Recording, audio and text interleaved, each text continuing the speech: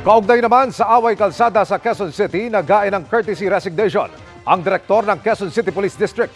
Kasunod yan ang pagbatiko sa pagpapapresko ng hepe, kasama ang dating pulis na nanakit at nagkasapa ng baril sa nakaalitan niyang siklista. Inilabas na rin ang ilang bahagi ng CCTV sa insidente na tinutukan ni Chino Gaston. Binatikos ang hepe ng Quezon City Police dahil sa press conference na ito noong linggo kung saan katabi pa niyang humarap sa media ang dating pulis na si Wilfredo Gonzales. Si Gonzales ang nakunan sa viral video na nanakit at nagkasapa ng baril sa siklistang nakaalitan sa kalye. Ang sabi ng ilan, special treatment daw ito. Kanina nagsumite na ng courtesy resignation si QCPD Director Nicolas Torre III. Pag-aaralan pa raw ng PNP ang isinumiting resignation letter ni Torre. Ayon kay PNP Chief Police General Benjamin Acorda Jr., mag-uusap pa sila ni DILG Secretary Benhur Abalos at Quezon City Mayor Joy Belmonte bago ito tanggapin. Sinusubukan pa naming kuhanan ng panig si Torre tungkol sa kanyang resignation pero hindi niya sinasagot ang aming mga tawag o text messages. I have to talk with him muna.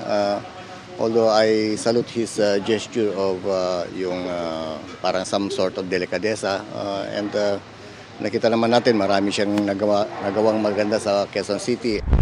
Sa isang pahayag, sinabi ni Quezon City Mayor Joy Belmonte na nirerespeto niya ang desisyon ni Torre at nagpasalamat sa kanya. Sabi ni Belmonte, sa mga unang pumuna sa nangyari sa siklista, itutuloy daw nila ang fair at unbiased na investigasyon ukol sa insidente.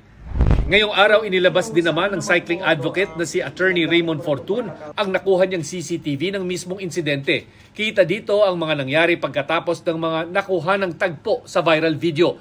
Makikita dito ang patuloy na pagtatalo ng siklista at ni Gonzales hanggang sa hinila ni Gonzales ang bisikleta patabi sa kalsada. Dito makikitang tila dinuro muli ni Gonzales ang siklista. Ang lumalabas is that meron pa palang iba pang pananakit na ginawa itong si Mr. Gonzales. Sinapok niya dito sa left shoulder yung siklista. The abuse of power, no, is clearly there. Ngunit taliraw ang kanilang kamay para isulong ang kaso dahil hanggang ngayon ay hindi na raw gustong magsampa ng reklamo ang siklista. Kahapon ay file na ng QCPD ang reklamong alarm and scandal sa Quezon City Fiscal's Office laban kay Gonzales na may parusang 1 hanggang 30 araw na pagkabilanggo o multang hanggang 40,000 pesos.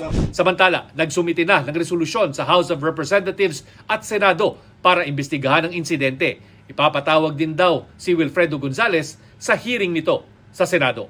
Para sa GMA Integrated News, Chino Gaston nakatutok, 24 oras.